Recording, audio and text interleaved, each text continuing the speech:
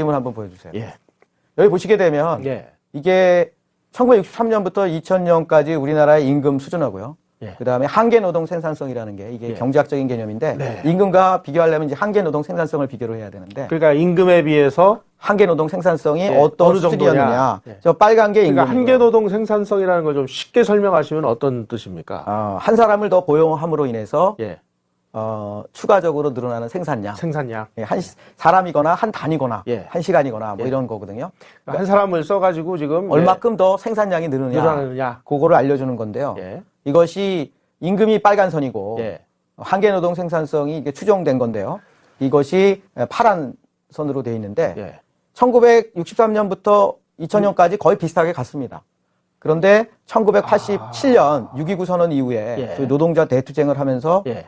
임금이 한계 노동 생산성을 초과하게 된 것이 지금 나오고 있죠. 네. 그래서 1996년 이렇게 되게 되면 14% 정도 임금이 한계 노동 생산성을 그러니까 초과하는 임금이 그러니까 내가 노동하는 것보다 돈을 더 많이 가져갔다는 거죠. 뜻이네요. 네. 그러니까 이제 저 그래프가 좀 기억이 나는 게 그 네. 당시에 뭐 OECD를 비롯해서 전 세계의 전문 경제 기관들이 네. 한국은 고비용 저효율로 인해서 심각한 위기를 맞을 것이다라고 여러 차례 경고를 했습니다. 네, 그래서 97년 위기를 맞게 됐죠. 그래서 외환 위기를 맞은 네. 것도 결국은 한국이 고비용 저효율 구조를 극복하지 못했기 때문이다. 네, 그렇죠. 네, 저는 그렇게 해석합니다. 그러니까 고비용 저효율이라는 건 뭐냐면은 임금은 많이 가져가는데 생산성은 그보다 형편없는 상황이 지속되다 보니까 이 경제가 감당을 못한 거죠. 네, 그래서 위기를 맞이했다. 그러니까 외환 위기는 겉으로 드러난 거고 외환의 위기라고 겉으로 드러났지만 실물 경제에서 원인을 찾는다면 저는 이거라고 생각합니다. 임금이 한계 노동 생산성을 과도하게 초과함으로 인해서 지금은 어떻습니까? 지금도 그런 면이 있습니다. 제가 아직 제가 추정을 하려면 여러 가지 데이터가 있어야 돼서 지금도 그 생산성에 비해서 임금이 높은 상황인가요? 저도 그렇게 지금 추측을 하고 있는데 아직 그 구체적으로 추정은 안 해봤는데요. 만약에 그게 사실이라면 우리는 또 한 번 외환 위기를 겪을 수밖에 없을 것 같아요.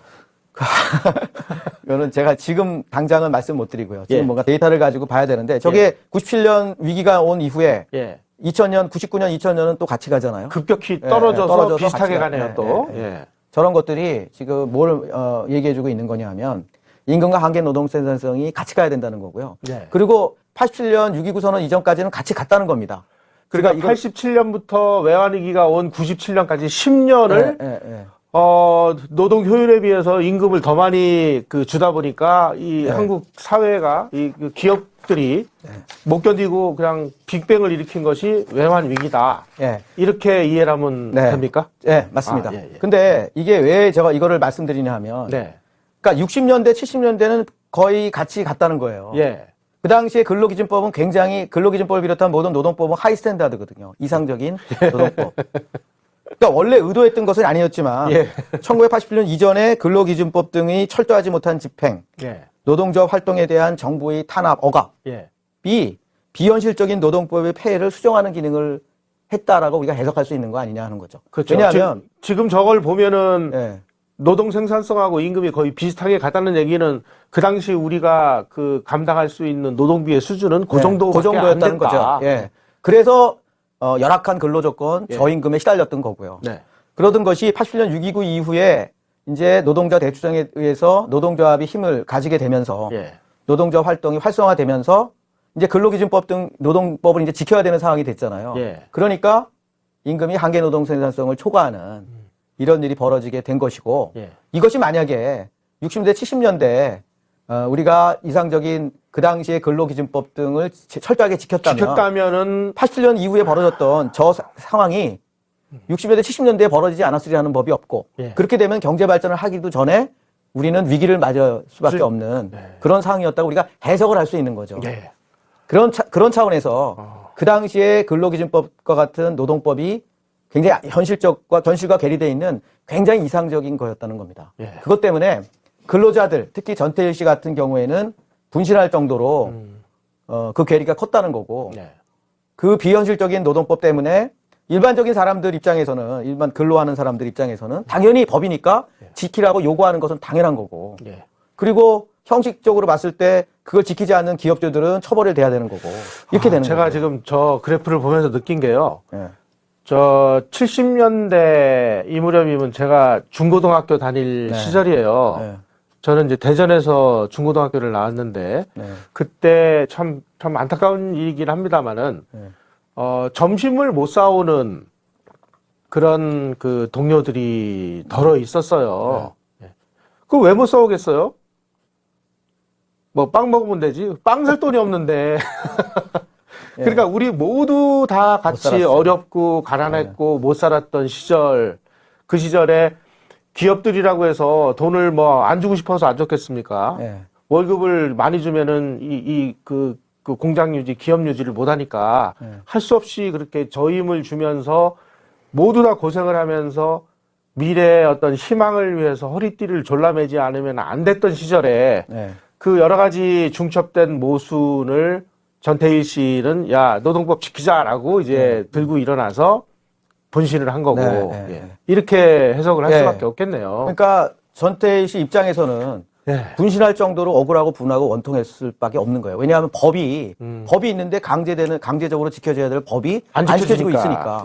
그러니까 화형식까지 하는 거죠. 근로기준법을. 그러니까 충분히 이해할 수 있는 건데 그럼 상황은 뭐냐? 이 상황을 우리는 결국은 현실에 좀 맞는 근로기준법을 비롯한 노동법이 있었다면 전태일 씨의 분신 같은 일은 벌어지지 않았지 않았을까 하는 그런 아쉬움이 있는 거죠. 그러니까 법이 굉장히 현실에 그 바탕을 두고 만들어져야 된다라고 생각이 됩니다. 그러니까 그 당시에 지금도 마찬가지입니다만은 우리나라에서 법을 만드는 책임자들은 국회 아니면은 정부 입법이죠. 그리고 공무원들인데 국회의원과 공무원들이 현실과 괴리된 이상만을 추구하는 법을 만들 때 어떤 문제가 발생하는지를 온몸으로 보여준 사건 중에 하나가 이 전태일 분신 사건이다. 저는 그렇게 해석하고 싶습니다. 우리 실력이 이 정도밖에 안 되고 우리 경제 수준이 이렇게밖에 안 되고 우리 그 근로자들의 노동 생산성이 이거밖에 안 되니까 거기에 맞는 현실적인 근로기준법을 만들었으면 어땠을까? 이거 너무 이상인가요?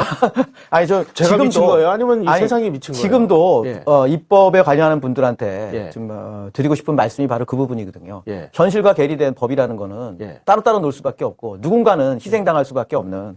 그러니까 법이니까 당연히 법을 지키라고 요구를 하는 사람이 있을 거고, 그 과정에서 정말, 어려운 아주 극단적인 일도 벌어질 수 있는 거니까, 법을 현실에 입각해서 법과 현실의 괴리가 없게끔, 그렇게 법이 제정되고 또 개정이 돼야 되지 않나 하는 생각을 가지고 있습니다. 자, 그 다음에 이제 한 가지 좀 우리가 또 들여다봐야 될 부분은 그러면 이제 뭐 전태일 씨가 결국 아쉽게 똑똑한 청년이 그렇게 뭐 극단적인 선택을 해서 아쉽습니다만은 전태일 본인은 이렇게 아주 어린 시절서부터 그 노동을 하면서 기술을 익혀서 이제 기술자가 되잖아요.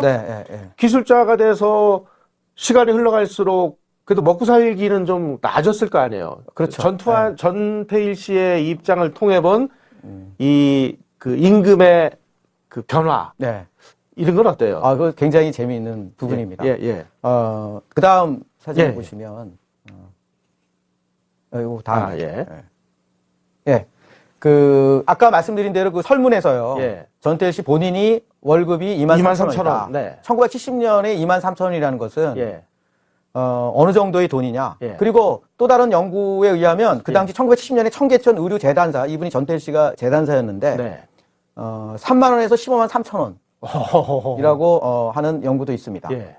그러니까 재단사라는 거는 일종의 공장장 같은 역할을 해요. 재단사 하면은 그 원단을 갖다가 이제 디자인하고 본을 가지고 이 천을 커팅하는 뭐 이런 건가요? 그래서 그걸 해서 미싱사 통해 가지고 만드는 거죠. 그렇죠. 그러니까 시다가 있고 보조가 있고 미싱사가 있고 재단 보조가 있고 재단사가 있고. 그러니까 재단사가 공장장 역 한 20명 30명을 데리고 일을 하는. 재단사는 그러니까 작은 방에서 그래도 제일 높은 위치에 있는 사람이네요.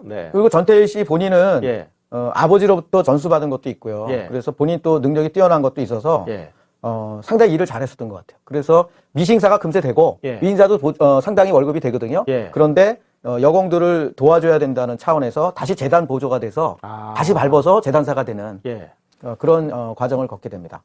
그래서 23,000원 씨는 그런 면에서 보면 지적 능력은 상당히 뛰어났던 것 뿐만 같아요. 아니라 상당히 그 이타심이라든가 이런 건 높이 평가해야 된다고 생각이 됩니다.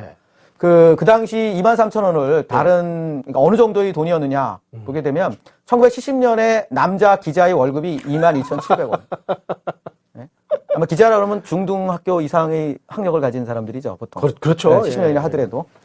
그 다음에, 의복 제조업의 남자 사무직이 28,400원. 28,100원.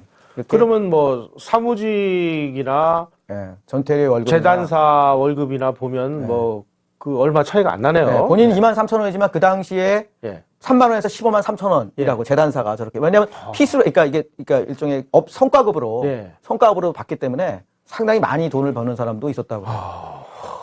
근데 23,000원을 그대로 이제 놓고 봤을 때 이걸 연봉으로 환산하면 곱하기 12를 하게 되면 27만 6천 원. 네. 근데 1970년 1인당 GDP가 8만 7천 원.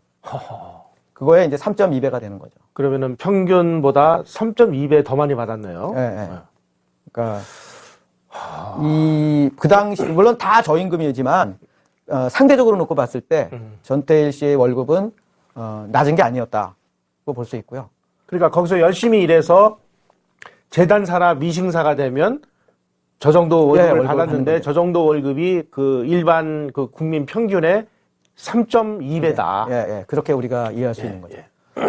1964년도에 처음으로 이제 시다 견습공이 되는데 뭐 64년, 65년 뭐 여러 가지가 있을 수 있는데 그러니까 들락날락합니다. 근데 64년에 견습공 시다라고 했을 때 월급이 1,500원. 형편없는 거죠. 1,500원에서 근데 1970년에 6년 만에 23,000원. 그러니까 15.3배가 뛰는 거고 실질 임금으로는 한 7.6배, 8배, 8배 정도 올라가는 그러니까 놀라운 그 임금 상승이죠. 이거는 그러니까 그리고 또 평화시장에 들어온 이후에 사직하거나 해고되면 곧 다시 취업할 수 있는 굉장히 역동적인 노동시장이었어요. 그 당시에. 그러니까 그 당시만 해도 이제 뭐 어느 정도 기술을 가지고 있으면 여기저기서 그 쓸 데가 많았다는 얘기잖아요. 그렇죠. 아까 말씀드린 대로 막 이동이 아주 빈번하고요. 그 조금 임금 차 때문에. 그래서 이와 같이 실질 임금이 빠르게 오르고 쉽게 직장을 구할 수 있었던 것은 아까 말씀드린 대로 견습공에서 보조 미싱사 재단 보조를 거쳐서 재단사가 될 정도로 본인의 기능이 굉장히 빠른 속도로 향상되었을 뿐만 아니라 경제가 빠르게 성장했기 때문이다. 이 시장의 힘이다. 라고 저는 해석이 되고요. 이 기간 동안에 근로기준법 같은 노동법이 집행은 똑같았어요. 64년이나 65년이나 70년이나 그 집행이 철저하지 못했던 거, 제대로 준수 안 됐던 거는 그 정도가 똑같았단 말이에요. 그러니까 법에 의해서 임금이 오른 게 아니고 시장의 힘에 의해서 임금이 오른 거죠. 경제가 발전하면서. 정도는 변화가 없었기 때문에 본인의 인적 자본 축적과 시장의 힘에 의해서 실질 임금이 급증한 것이다. 그러니까 경제 성장의 덕을 본 거죠. 그래서 근로기준법을 준수하라고 외치면서 죽어간 전태일의 이타심은 높이 평가되어야 하지만 그러나 그 당시 근로기준법은 지켜질 수 없는 법이었고 저 누구나 다 아는 내용이었죠. 지켜질 수 없다. 하지만 그런데 이제 그거를 지키기를 요구했던 거는 뭐 근로자 입장에서는 당연한 건데 그러니까 법이 현실적인 법이어야 된다는 거고요. 비현실적인 근로기준법 때문에 한 아름다운 청년이 안타까운 죽음으로 간 거 아닌가라고 저는 보고 있습니다. 야, 저는 이걸 보면서 참 전태일의 그 어떤 이타심도 이타심이지만 저걸 알면서도 근로기준법을 이상적으로 그냥 내팽겨 쳐둔 이 정치권과 국회의원들의 이 뭐라고 해야 돼요? 이 고등 사기 의식. 이거를 오히려 지탄해야 되는 거 아닌가요? 네, 그런 면이 있습니다. 지금 현재 우리나라의 법 중에 저렇게 지켜지지도 못할 법들이 너무나 많아가지고 정말 이거 우리나라에서 법을 지키면서 사는 거는 정말 그 불가능한 일일 정도로 이렇게 지금 만들어 놓은 게 많잖아요. 그래서 어떻게 해야 돼요? 그러니까 그런 거에 대한 인식을 갖게끔 공부를 해야 되는 거고요. 이게 법이라는 게 법만능주의라 그럴까요? 법으로 모든 걸 해결하려고 그러는 게 있잖아요. 법을 통해 가지고 부동산도 그렇고 법을 통해서 해결하려는 그거 자체를 좀 지양하고 시장에 맡겨야 되는 거죠. 그리고 현실에 입각한 법이 만들어져야 되고요.